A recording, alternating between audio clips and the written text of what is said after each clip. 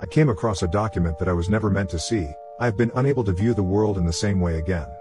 I must keep my background vague and the position I had secret, as it would reveal my identity too easily and I need to think of my family. At 67 years of age, I have recently been diagnosed with incurable lung cancer, and I was content to take this knowledge to the grave. The recently bleak world events have changed my mind. Throughout my 30-year military career, I rose through the ranks and was eventually respected by both the forces and the government. After retiring, I was offered a role working with senior government officials, where I was trusted due to my integrity and experience. One of my main duties was to transfer classified documents from one party to another, always accompanied by another equally respected person due to protocol. I never really paid attention to the contents of what I was delivering, nor did I ever wonder what was written in between the hundreds of leather-bound articles. The next sequence of events seemed too coincidental to be a coincidence, but they happened nonetheless. I was instructed to deliver a single classified binder folder to the head of a department on the third floor, and I was accompanied by a colleague named Charlie. Just as we were about to step into the elevator, a member of staff collapsed in front of us, and we helped them up and called for assistance. Moments later, as we stepped into the elevator, a man shouted over to us that Charlie had dropped his pass. Charlie went back to retrieve it, and I accidentally dropped the documents as my phone rang. I bent down to pick up the scattered pages as the elevator doors closed. I was stuck in between the second and third floor when the power cut out and the emergency lights came on. I continued to pick up the loose papers.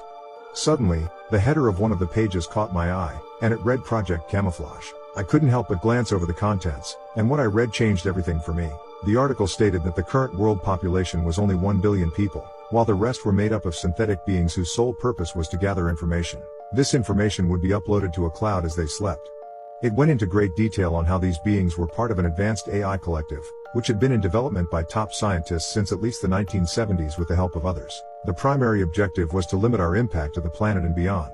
They were programmed to believe they were human. Their memories of being born, giving birth and any other key life elements were constantly updated.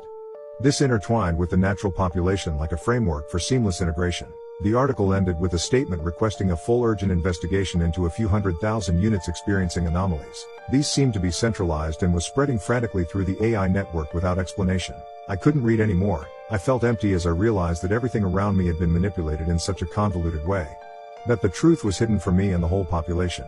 Control seemed to be the only reason in my eyes for such a disproportionate number of synthetic beings compared to natural-born humans. I could tell I was starting to have an existential crisis. I began questioning the world around me. I even doubted my whole life and many experiences, especially with the type of work that I was in. I gathered and transferred information.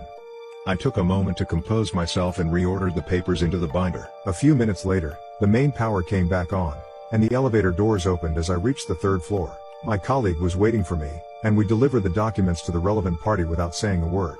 I left my position not long after this incident, unable to continue being connected to such a lie. I preferred to live in the reality that I had always known rather than face the truth. It has been 16 years since then, and I have been haunted by this terrifying knowledge every single day. I partly blame my experience for my marriage breakdown and consequent alcoholism.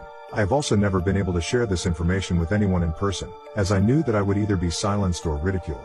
I can't help feeling that the state of the world at the moment is feeling the consequence of the few anomalies in that terrible document.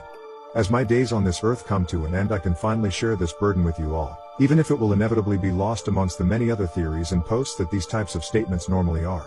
I can only hope that in the future somebody else can share more details on what I witnessed on that stamped piece of paper. Writing this all back now has got me thinking. I never really did understand who the others that they referred to helping them in the article really were.